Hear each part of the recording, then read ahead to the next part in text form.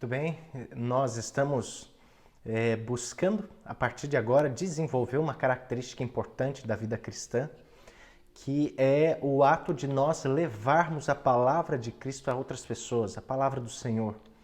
Existe um pensamento de Charles Spurgeon, que foi um grande pregador da palavra de Deus, que nesse momento ajuda a gente a entender a importância de nós realmente aceitarmos esse passo como sendo um passo decisivo para nós também. Spurgeon diz que se nós não estamos levando alguém para o céu, provavelmente a gente também não está indo para lá. É uma frase forte, sim, né? Mas é uma frase que ajuda a gente a entender qual que é a essência da vida cristã. A essência da vida cristã não é uma essência voltada para a gente, para a nossa vontade, para os nossos interesses, senão para atender à vontade de Deus. E qual que é a vontade de Deus?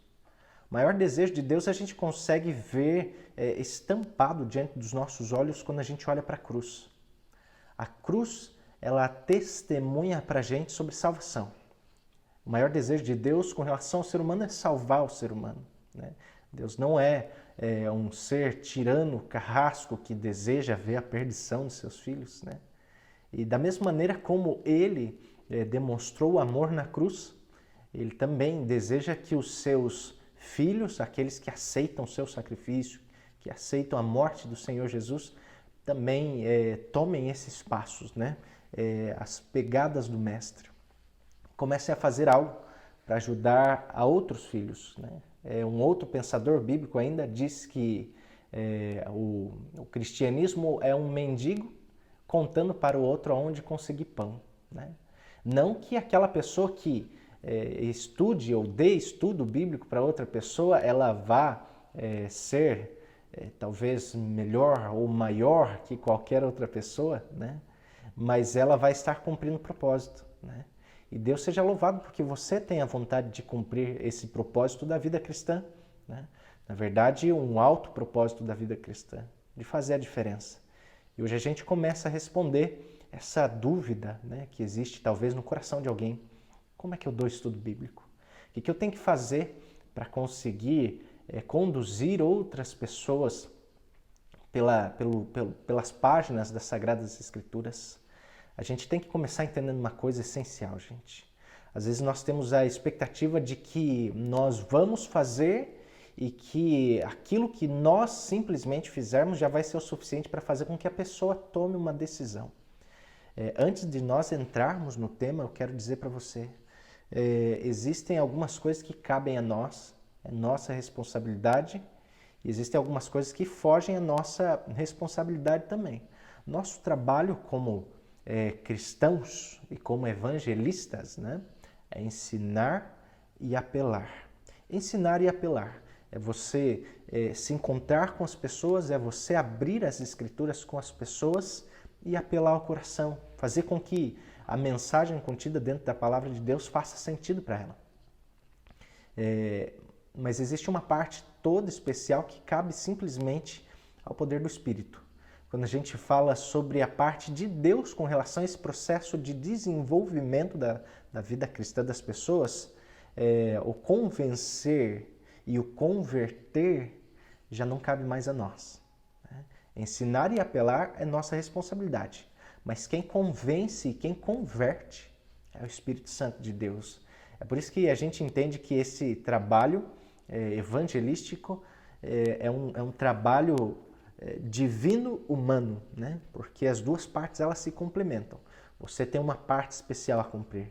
Deus certamente vai completar aquilo que nós não temos condições de fazer. E a gente começa então a responder as nossas dúvidas aí com algumas questões. Como é que a gente começa? A gente começa por aquilo que é mais básico de tudo, e que também é manifesto dentro da vida do cristão. A gente começa pelo preparo pessoal. Preparo pessoal diz respeito ao quê? É a devoção, o estudo da Bíblia. Nós usamos a lição da escola sabatina também, e nós entendemos a importância de nós aprendermos a desenvolver uma vida de oração. Se eu não estudo a Bíblia, logo ela já não se torna clara para mim. a gente consegue falar com clareza daquilo que para nós é comum, é familiar, né? Então, se você deseja cumprir o chamado de Deus para a sua vida, que é levar discípulos aos pés do Salvador, é importante que antes de tudo você comece pelo cuidado pessoal, né? Buscar desenvolver o hábito da leitura, o hábito da oração. Se você não se esforçar para que isso se torne verdade na sua vida, certamente nunca vai conseguir desenvolver este hábito, né? E a gente não pode permitir que a nossa vida espiritual ela seja fria ou morna, né? A expectativa de Deus é fazer com que a nossa vida espiritual ela seja quente. E a gente continua, né? Não simplesmente a devoção, né? E é claro, eu deveria falar ainda muito mais sobre a devoção, porque ela é a base de tudo, mas além da devoção, para não tornarmos o vídeo comprido demais, né? A gente deve também cuidar em conhecer aquilo que a gente vai passar para as pessoas. Quando a gente olha para a Bíblia, a gente tem um compêndio, ou seja, a gente tem uma quantidade bastante grande de informações. A Bíblia é riquíssima em conteúdo e material, mas existe uma sistematização, ou seja, quando a gente estuda a Bíblia com uma pessoa, a gente vai trabalhar a partir da temática, né? Existem meios, caminhos diferentes da gente estudar a Bíblia. Você vai escolher um dos caminhos, né? E geralmente a gente usa um guia de estudo bíblico, né? É muito difícil a gente conseguir explicar também quando a gente ainda não se familiarizou com esse material. Então o que você vai fazer? Você tomou a decisão que você vai começar a cumprir o propósito, o chamado de Deus para a sua vida, que é levar outras pessoas aos pés do Salvador. Puxa, Deus te mostrou quais são as pessoas com as quais você vai abrir a Bíblia a partir de então. O que você vai fazer? A partir de então, você vai escolher o material que você vai usar, algum guia de estudo, e antes de começar a desenvolver esse trabalho com a pessoa, você vai passar a se apropriar daquele estudo, passar a conhecer, né? Até que ele se torne natural para você, você consiga explicar de uma maneira simples, de uma maneira clara, as ideias daquilo que está sendo trabalhado dentro deste contexto, né? E a gente entende que é um passo a passo que vai sendo desenvolvido na nossa caminhada também, nos esforços do dia a dia, né? É importante que na medida do possível nós possamos ler livros, artigos sobre ensino, sobre apelo, sobre a persuasão também, mostrar para a pessoa a palavra de Deus da maneira como a palavra de Deus é. A gente consegue mostrar a Bíblia de uma maneira que seja atraente, né? E é importante que ela pareça atraente para a pessoa que está estudando. A gente sabe que qualquer tema pode parecer um tema enfadonho, cansativo, chato ou extremamente brilhante, dependendo da maneira como a gente coloca, né? Só que vai ser atrativo a partir do nosso conhecimento prévio, né? E a gente entende que dentro dessa caminhada aí do começar, é importante a gente entender que é um desenvolvimento gradual. Ninguém começa já sendo o grande mestre, né, das artes do ensino, ou que é capaz de dar os estudos bíblicos mais complexos e intensos que a gente pode ver, né? Na verdade, a gente começa sempre de maneira humilde. E no livro Parábolas de Jesus, página 354, a gente tem aí uma afirmação interessante, né? E que deve incentivar a gente a começar, mesmo que a gente ainda não seja os maiores conhecedores ou plenos conhecedores de toda a verdade, até porque isso é impossível, né? A gente jamais vai ter condições de conhecer tudo, absolutamente todos os desígnios de Deus. Nós temos mente limitada, mas isso não impede a gente começar também, né? E está dizendo ali, quem principia com pouco conhecimento e de modo humilde fala o que sabe, ao passo que procura diligentemente mais sabedoria, achará todo o tesouro celestial aguardando o seu pedido. A gente começa simples, Deus vai ajudando a gente. Ele entende que realmente pode nos usar, sim, pelo simples fato de nós nos colocarmos à sua disposição. Isso é o que mais conta para o Senhor, disposição, né? Você olha para a história de Isaías, Jeremias, eles não se viam capazes, né? Jeremias olhava para si e não via mais do que uma criança. Ainda assim, Deus foi capaz de usar ele num momento crucial da história do seu povo para trazer grandes lições, repreensões para o povo, guiar o povo de novo para a vontade de Deus. E agora a gente entende que dentro desse contexto de ensino da palavra de Deus, todo aquele que aceita o chamado de Deus deve carregar dentro do seu coração sonhos também. Sonho com relação a ver pessoas entregando a vida a Cristo. Quais são os sonhos que você carrega? Eu me deparei já no nosso distrito com uma irmã muito querida que falou assim: pastor, eu sempre tive desejo de ver pessoas tomando decisão, né? E ela começou a colocar a sua expectativa, seus sonhos, né? E digo para você que colocando os alvos, as metas espirituais dentro do coração dela, Deus está sendo capaz de surpreendê-la. Coisas bonitas têm acontecido aí. E você? Quais são os sonhos que você carrega dentro do teu coração com relação à pregação do Evangelho? Tem esperado que realmente pessoas possam tomar decisão por Cristo através do seu trabalho, através dos seus esforços? Todo instrutor bíblico deve carregar alvos para alcançar o sonho de discipular e batizar, buscando pessoas para o reino de Cristo. Todo mundo tem que ter um alvo, né? Tem que esperar alguma coisa. Quem não sabe onde chegar, não chegará a lugar algum, né? Então é importante que você saiba onde você quer chegar também. E é verdade, com relação às questões do ensino bíblico, que a cada 4 estudos que a gente dá, geralmente uma pessoa naquele momento vai fazer o estudo e vai chegar até a fase onde estará pronta e apta a tomar uma decisão pelo batismo, por exemplo, né? A gente sabe que em alguns momentos, alguns contextos, algumas pessoas até mesmo aceitam, mas por ajustes da vida não tem a condição de, no momento presente, ao terminar o estudo, conseguir se batizar. Isso não pode abater a gente. Na verdade, tem que fazer a gente almejar ainda mais, né? Então, se eu estudava a Bíblia com uma pessoa, por exemplo, eu entendo que a partir de então eu devo dobrar, triplicar os meus esforços para que os meus resultados sejam concretos também. Resultados que não são para a sua glória, não são para a glória da igreja, senão para a glória de Deus, né? Tudo que a gente faz para o Senhor. E o que a gente faz quando a gente pretende começar o estudo com uma pessoa? São 3 momentos especiais que a gente trabalha aí, a verdade, antes do estudo, durante o estudo e depois do estudo. Cada um tem a sua peculiaridade, né? O primeiro deles diz respeito ao momento em que você chega na casa das pessoas.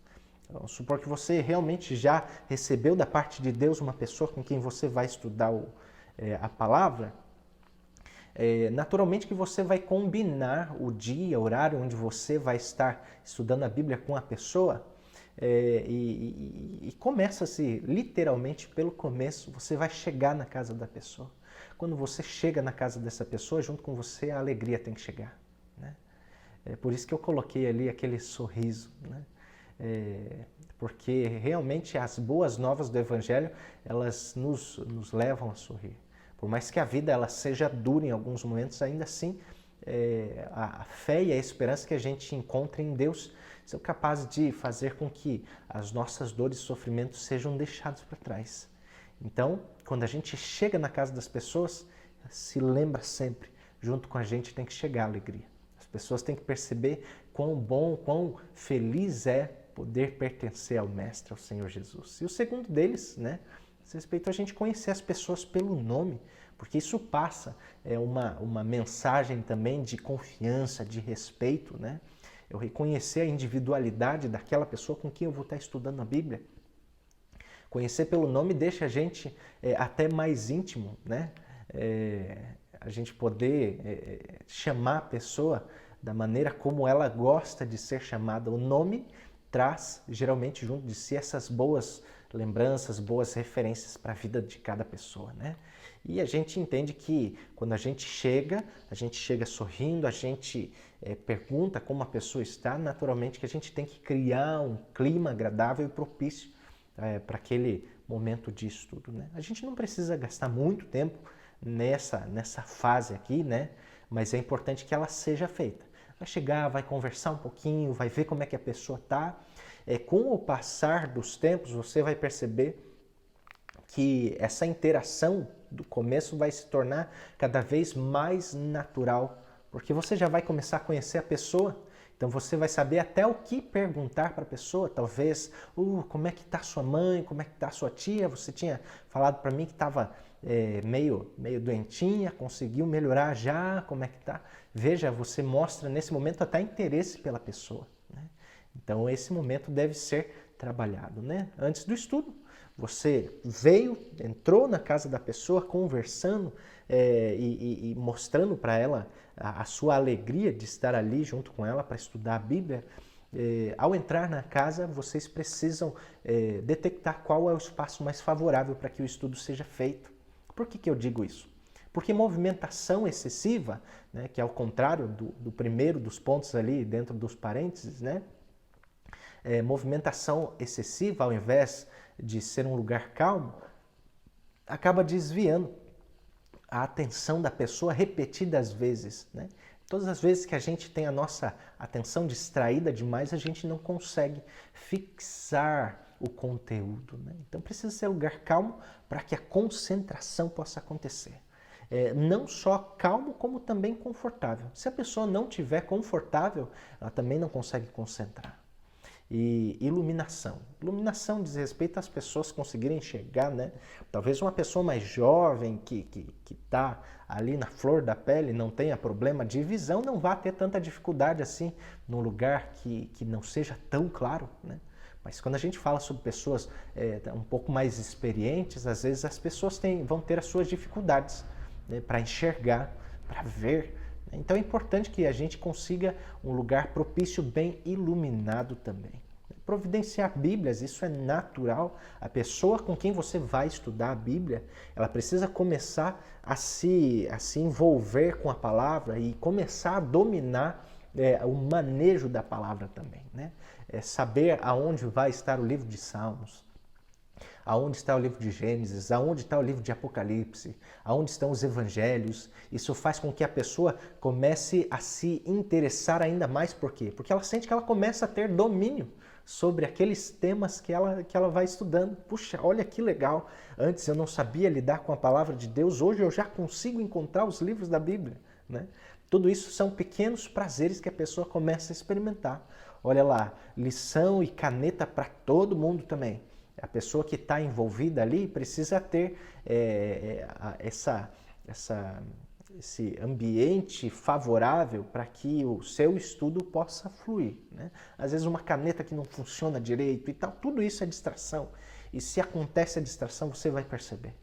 Não vai dar certo, não vai conseguir fazer com que a pessoa entre realmente no espírito do estudo. Então a gente faz de tudo para evitar que esse problema aconteça, né? E controlar a conversa também. A gente gosta de conversar, né? É muito gostoso a gente falar sobre as coisas da nossa vida, mas é importante que quando a gente trabalha o estudo bíblico, dentro do momento do estudo a pessoa entenda que realmente nós estamos ali para fazer com que esse crescimento espiritual aconteça. Então, controlar, né? Você vai ser a pessoa que vai estar medindo esse tempo, né? Olha lá, ainda dentro deste período antes do estudo, né? Você já está dentro da casa da pessoa, você já preparou aquele material. Quando tem crianças, é importante que você procure, na medida do possível, é claro, nem sempre é possível, mas providenciar uma pessoa que possa vir a te ajudar, ou quem sabe até material para que as crianças que são da casa tenham o que fazer enquanto isso. Por quê? Porque senão, provavelmente você vai perceber que essa criança, talvez ou um pouco envergonhada, ou talvez até ciumenta, vai começar a querer se aproximar do pai, da mãe e chamar atenção, e você vai perceber que isso também vai se mostrar um grande desafio para que você consiga cumprir o teu propósito lá. Então, havendo condições, conseguir chamar uma pessoa para estar junto contigo, vai funcionar direitinho, né? Antes do estudo, importantíssimo, a gente precisa ter a sensibilidade para saber se aquele dia especial em que a gente está ali é um dia propício. Por quê? Porque às vezes aconteceu alguma coisa na família da pessoa, a pessoa precisava sair para resolver alguma coisa, mas você chegou. E quando você chega, a pessoa pensa assim, puxa vida, ó, às vezes acabei esquecendo de marcar ou de desmarcar. Né? Nem sempre a pessoa vai estar na disposição de pegar e desmarcar contigo na hora, mas você tem que ter sensibilidade suficiente para fazer aquela leitura do momento.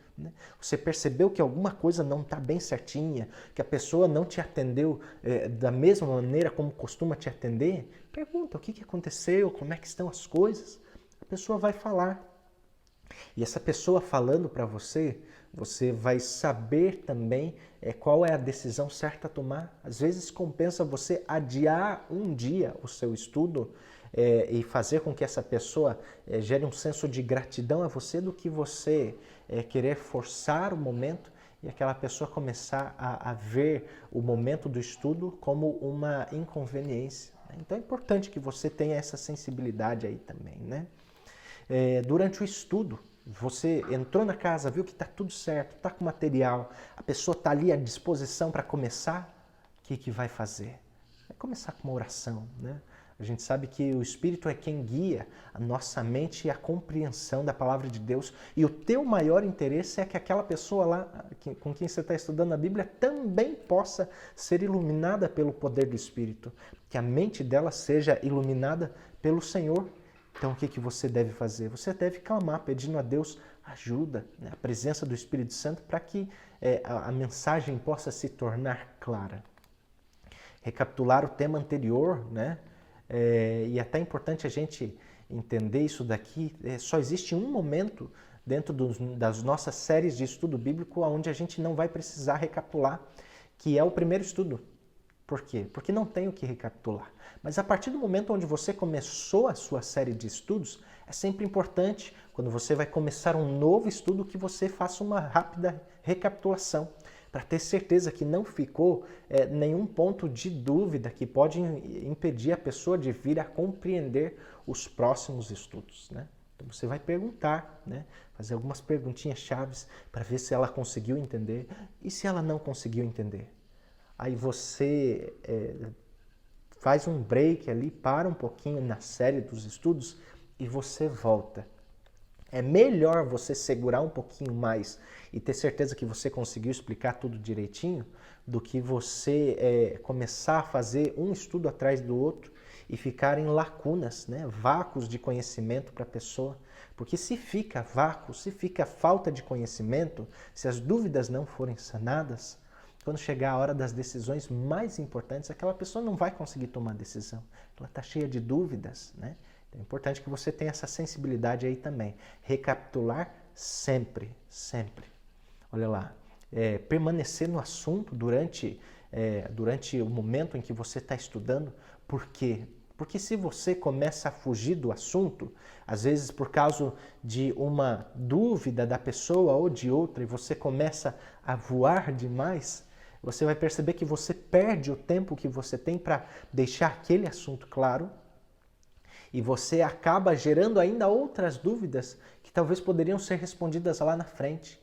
Desse jeito você perde tempo precioso. Então é importante que você procure ao máximo se fixar naquele momento, naquele período, para que a pessoa consiga entender o que você quer dizer, né, com aquele estudo que vocês estão fazendo. Mas e se a pessoa fizer uma pergunta totalmente fora do contexto, o que você faz com uma pergunta dessa, né? Aquele medo, e agora? Você deve tomar um passo importante, valorizar a pergunta dela, mas responder para ela com sensibilidade ali que essa pergunta é importante e que vocês vão tratar sobre essa pergunta em um próximo estudo. Veja, em um próximo estudo não significa no próximo estudo necessariamente, porque Porque às vezes você começou a estudar a Bíblia, está falando sobre a própria Bíblia ainda, a pessoa pergunta para você sobre o sábado, né? Se você no próximo estudo já responder sobre o sábado, você vai perceber que você quebra a sequência do estudo. E eu digo a você por experiência própria, muitas vezes onde eu acabei caindo nessa de querer responder tão logo foi perguntado, responder essas perguntas de temas mais específicos, cruciais, eu acabei perdendo o estudo. Por quê? Porque o estudo também tem a ver com aquela expectativa, com aquela curiosidade, o desenvolvimento, né? Então é importante que você siga o passo a passo, por mais tentador que seja responder às perguntas que vão surgindo espontaneamente dentro do estudo, né? Procura fixar tema a tema, né? E ali durante o estudo, ser simples. Gente, esse talvez seja um dos maiores desafios para a gente. Às vezes a gente quer falar bastante e quer falar bonito, né? Só que quando a gente quer falar demais, além do que precisa, além do que o próprio estudo traz, a gente acaba sobrecarregando a pessoa. E a pessoa não consegue entender por quê. Porque a gente tornou o assunto pesado demais. Então é importante que você seja simples nas suas palavras, né? Sucinto. Ali você não está trabalhando para necessariamente tornar a pessoa doutora nos assuntos. Você está introduzindo aquela pessoa no reino, está introduzindo aquela pessoa numa nova fase da vida dela, que é o conhecimento. Se você olha a maneira como os professores de educação infantil, ensino fundamental trabalham, vocês percebem que eles começam com o beabá, né? E do beabá eles vão desenvolvendo a complexidade até chegar nos assuntos mais difíceis, né? Até chegarmos aí num pós-doutorado. Então você está ali para introduzir a pessoa nessa nova realidade de conhecimento. E com o passar dos tempos, você vai perceber que os próprios estudos vão se tornando estudos mais robustos, né? E você vai seguindo, buscando trabalhar aquilo que o próprio guia de estudo com o qual você se familiarizou vai estar dizendo, né? Deixa que a Bíblia responda. É a Bíblia que tem poder para falar ao coração das pessoas, não somos nós, né? Então, a Bíblia vai fazer os apelos, a Bíblia vai mostrar o que é certo. E se a pessoa ela realmente aceita a Bíblia como a palavra de Deus, a aceitação daquilo que está sendo trabalhado vai ser simplesmente decorrência daquilo que ela for estudando com o passar dos dias junto contigo. E exaltar a Cristo como centro da nossa esperança. Jesus é o centro de toda a palavra. Ele percorre o Gênesis até o Apocalipse.